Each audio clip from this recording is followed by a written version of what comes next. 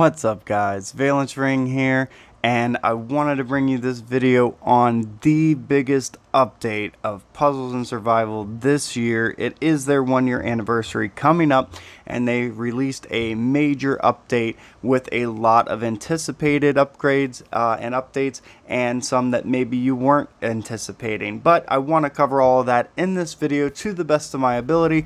Please know this is a lot of information, and I will do my best to cover it as quickly as possible, but as accurately as possible. So any mistakes, of course, are mine, and please shout them out in the comments section below so that everyone can benefit from those corrections.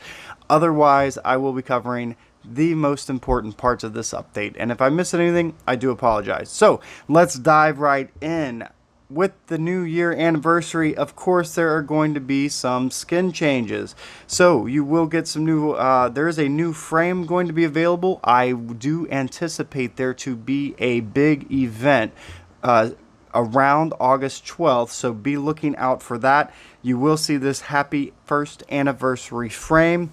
There will be a special event, I can almost guarantee it, for you to be able to win this event or this frame or purchase it, or both. So be looking out for that.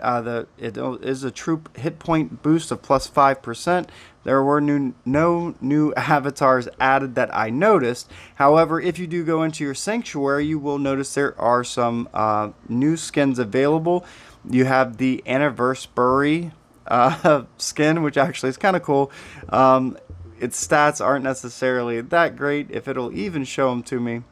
Fighter attack, shooter attack, rider attack, pretty standard, pretty cool. I would look for that in the event as well. That will be coming up, I'm sure, for around August 12th. So there's that, and I don't know if that one's been there or not. There was also, I wanted to show you, a new ambiance, and this is the Anniversary Fest. Happy anniversary, and of course shout out to Puzzles and Survival on making it one great year. Happy for them, happy anniversary. This will be their first, so I'm looking forward to more. But that's a cool ambiance, and then you have the new nameplate, which will be the first anniversary nameplate. So that'll go down here, and you can see where it says first. And then I do believe this March is new, the Dream Cycle. I can't remember if I saw that in a different one before or not, but I don't think so. So that one should also be coming out, and that looks pretty rad. I like it. At any rate, so that's some of the cosmetic changes. What are some of the big changes? The big change, as you all may have heard, is the Sanctuary. The headquarters level 40 has finally been released. As you can see here, now it is official. You can get up to headquarters level 40. How easy that is a big matter of debate, and I'm going to say it is not easy. I have heard talks that some of the highest might players in game, namely Isabel and Andrew, have probably already reached 40 or are on their way very close to level 40. That being said, that also releases tier 12 troops, and I do want to go into this in a little bit more detail. So tier 12 troops, you can see, are now available. Of course, you have to have a level 40 fighter camp is required. So that means you have to have your headquarters up to level 40 and all the other buildings required to do that. And then, of course, the camp has to be that level as well, with all the buildings required to do that. So it is not going to be easy to get tier 12 troops, but I am sure that you will see some within the next week or so from those players that are willing to put some bank into it. If you're not willing to, don't worry too much. From what I have done, this little bit of research, as you can see, tier 11 are the dominating force right now at headquarters level 35.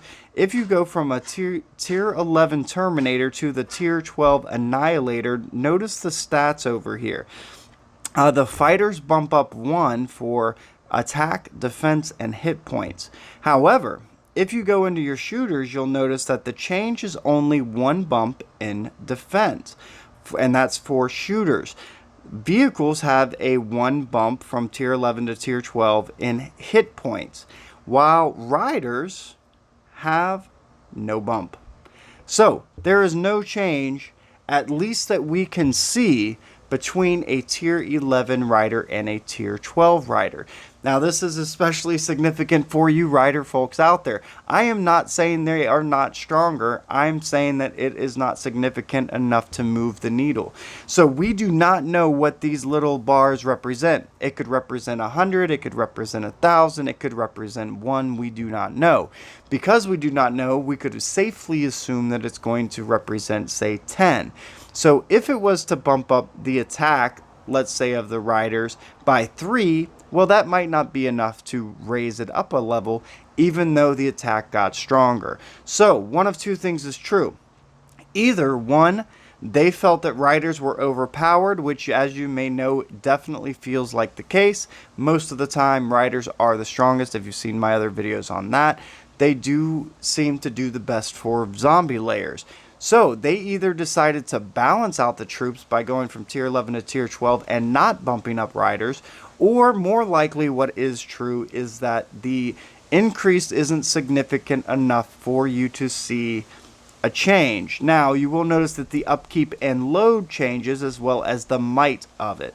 So while the graphic here doesn't represent a change, there may be a change that we cannot see. So don't be disheartened if you are a rider and you notice that, because you probably are still going to get a benefit from going from tier 11 to tier 12. It might just not be self-evident. Whereas fighters have lower stats, so that's why every single one of their stats tends to go up 1. And this might be a balancing factor as well. They may be trying to balance which troops are more effective at which level. And of course, fighters are going to get the best benefit, as evidenced by these icons anyways. So tier 12 troops, definitely want them.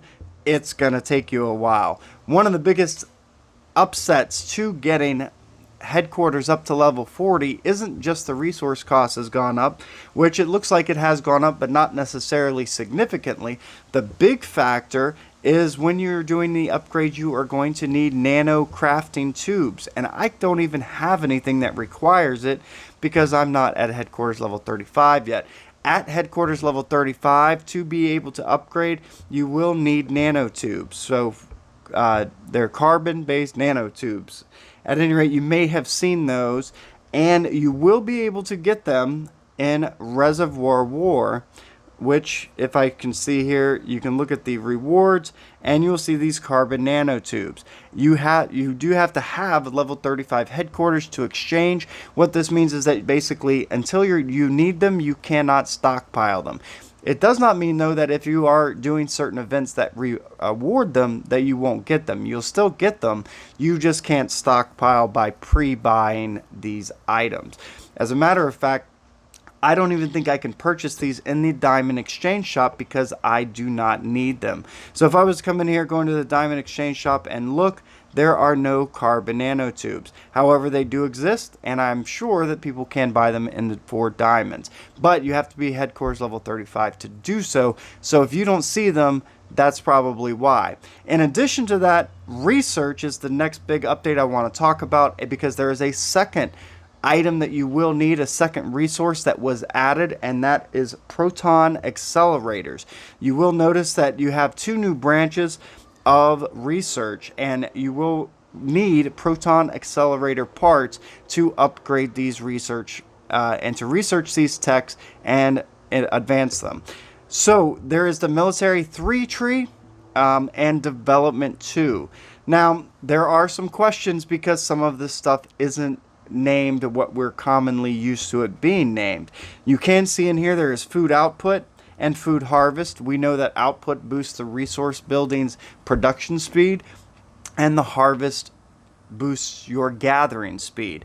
But what is food supply? Now, there are 2 theories that I have, and if I have to guess, I'll guess that it increases the amount of your total max production for a resource building by a percentage or a certain number. It does not say, at least not right now. So food supply, wood supply, steel supply, and gas supply. My guess is that if your farm can hold 100,000, then it's going to increase that 100,000 to say 110,000. So you can see that my food cap right here is 63,240, and with a plus of 308,600, I would imagine that food supply would boost this up to say 315,000 or whatever the case may be. So that would help increase the cap to help you be able to store more, so that way when you're offline, AFK, and you come back, you'll have more on to collect and have on hand. So the other big question in Research Center, and some of this I got from my Discord server, players that have played other games, I do believe it is similar to Puzzles and Conquest. So I'm going off of their information, and shout out to them for sharing their information. Of course, you can join my Discord server and share your knowledge and see everyone else's. So link down in the description below. But the big question here is, what are fighter essentials? It doesn't really say. All it shows is that it goes up 2.5%. You will notice there's fighter, shooter, rider, and vehicle essentials 1, 2, 3, and 4, and then a troop essentials. Now, from my understanding, I'm just going to call it troop essentials right now. Troop essentials means what are the base stats of that troop type. So, for instance, when I was showing you in here how the numbers didn't move, we don't know what these numbers actually are. The attack, the defense, the hit point, and maybe the speed. So if the attack is 4 bars and each bar is equal to 10, and that means that the total attack of a T10 fighter is 40, and you boost that up 10%, which is the max after you do all the researches, then it would be 44 attack, okay? So it's not necessarily a huge boost, but please understand that base stats are affected by all other boosts. So when you increase the base stats, all those big boosts that you've been building this whole time have a very large impact on those smaller numbers. So while it might not seem like a lot, it is significant and it is important. So just to reiterate, the essentials for fighter is their attack, defense, and hit points. Maybe speed, but ignore that. It should definitely be attack, defense, and hit points. It will raise those base stats so that all the other boosts will apply to the base stats that have been increased. And then you have 4 opportunities to increase those for each individual type of troop, and then 5 times, for the troop essentials, and that goes up 2%. So what that means is you have the 4 times 2.5, and that's going to be 10, and then another 10, so a total of 20% is the total boost on the essentials, the attack, defense, and hit points. That's a pretty big deal. The other big question was, what is Legion expansion? Legion expansion, to the best of my knowledge, is going to be rally size. I'm not sure why they call it Legion expansion. From what I understand, that's what they called it in a different game, and the name has stuck coming into this game, and it might be something they change, or maybe they decide to leave it as it is. As you can see, Legion expansion increases by 25,000 for that one. You have 10 opportunities to raise it here, which means that you can raise your rally size by 250,000 approximately. Once you max this out, that's a pretty big number, and considering there's a couple of them, you're getting a pretty big rally size. So up to 500,000 troops increased. And then of course your other standard ones, which we already know, fighter, hit points, defense, and attack will all be boosted. So Military 3 is all about those base stats, raising them up, getting your troops stronger, and really tiering them up. Unfortunately, to get Military 3 research, you do have to have a level 36 research center is required. Once you get up there to those higher levels, I will say that immigration flights and things like that start getting up higher and higher in cost.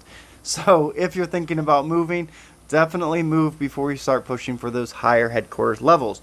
In addition, you will need probably lots of diamonds for Proton Accelerators, which you can get in the diamond shop, at least if you click on it. So this says I need Proton Accelerator parts. I click on it and they are 10 diamonds. There probably will be events, and I do believe we have had events where they have already started popping up, and you may have some in your bag already. So you will still get them from events, but you won't necessarily be able to find them anywhere unless you click on it, and then of course you will be able to buy them if needed. I'm not sure that you're able to yet, but that's where they are. Proton accelerators are required for a research center. So that's the research center. That's the headquarters level. That's the troops. That's some of the biggest stuff going on. But there is also builder gear and tech gear has gone up. So this is kind of big deal, but it is not cheap. You do have to have a level 35 gear factory, which requires the headquarters, to be able to level these up. And then it's going to be 100 plexiglass for the gear, the build gear, and 100 rubber for the promote gear. I did see packages of players that are headquarters level 35 in the mall for 100 pieces for $50. So that means that you can get all 6 pieces for basically it's going to cost you $600. So that being said, it's not cheap, but it can definitely help in the long run. The boosts, I feel, aren't that huge, but you will see these Proton Accelerator parts cost down in the tech gear, and the builder gear will have the carbon nanotube cost down. So if you are a spender and you are headquarters level 35, those are something that you can invest in to help keep the cost of upgrades down. Of course, you have to have the level 35 gear factory to get that.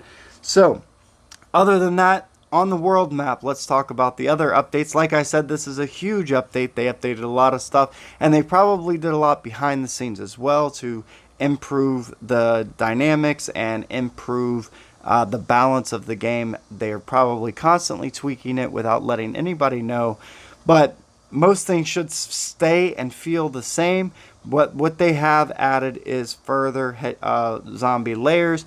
Now we can go all the way up to zombie layer 45. It only has 1 billion might.